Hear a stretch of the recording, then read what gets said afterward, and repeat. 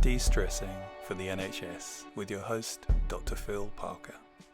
Today I'm going to talk about the speed at which you speak. And there's a number of really important reasons for this. First of all, the speed at which we speak controls to some extent our breathing patterns. So if we talk very fast like this, our breathing will tend to be faster. And if our breathing's faster, that will tend to activate the sympathetic nervous system because, as we know, when people hyperventilate, it's linked to sympathetic nervous system activity. The speed at which we talk, because of the mirror neurons that exist in humans, will also tend to encourage a slightly more frenetic state in whoever we're talking to.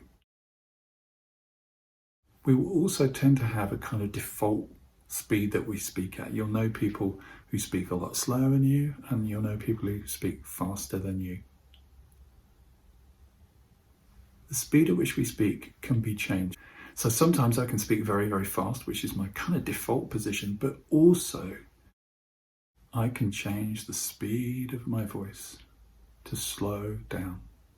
You'll also notice there's a change in the tone of my voice from fast high to lower as I speak slower.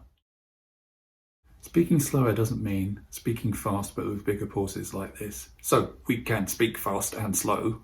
It's about slowing everything down. Think of it a little bit like if you were talking to an animal that couldn't speak English and you wanted to calm them.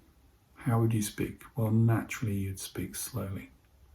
So we need to learn to de-stress ourselves, to slow down our inner voice. Our inner voice, if it's very fast, will tend to result in faster breathing because there's this kind of linkage between the speed at which we're talking and our breathing. And also, we'll tend to speak fast to our patients. We won't mean to, but we will tend to do it. So learning to slow our voice down when needed could be a really, really useful skill. So just listen inside. Notice the speed at which you're currently speaking to yourself. Is it fast? Is it frenetic? Is it calm and chilled? Just slow it down. Notice as you take the time to slow and speak in a more calm, rhythmical way, how your body starts to follow. Really pay attention to this, not only for yourself, but of course, when you're working with others. The more you can still deliver your communication clearly, but when needed, slow down, the more people will not only understand, but also their nervous systems will start to slow. You'll do a lot of this already unconsciously, but become even more aware of it. Slow down even more.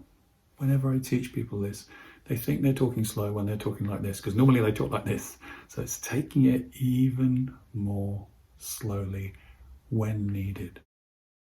When you can learn to do this, not only will you be able to more effectively influence your own nervous system, but you'll be able to influence other people's states, other people's nervous systems, and you'll find it will really help them because when people calm, it tends to reduce their pain thresholds. It tends to make everything relax, tends to be easier to get blood, to do all the things that you need to do. So really practice this additional skill of using your language to really convey what you mean. It's well acknowledged that probably only about 7%, and a pie chart, 93% of our communication is non-verbal. 7% is the words. So everything else that we can do to make sure our message is being communicated, not just verbally, like, it's going to be fine. If that comes across as, it's going to be fine, the message is slightly mixed. So slowing down your speed of delivery when necessary. There are times when you need to speed it up, but if you want to calm someone down, really think about the speed at which you're speaking, and also check out what's the speed other people are speaking at. Is that helping or is that hindering? the patient to relax. So there's some interesting things to think about. You can also apply this by, if you have the time, which you may not do, teaching a stressed patient how to just slow their own voice down. Their inner voice and their external voice will help them to self-manage, to reduce their own level of sympathetic nervous system activity, their own level of stress, and allow them to be calmer too. I do hope you found this episode useful.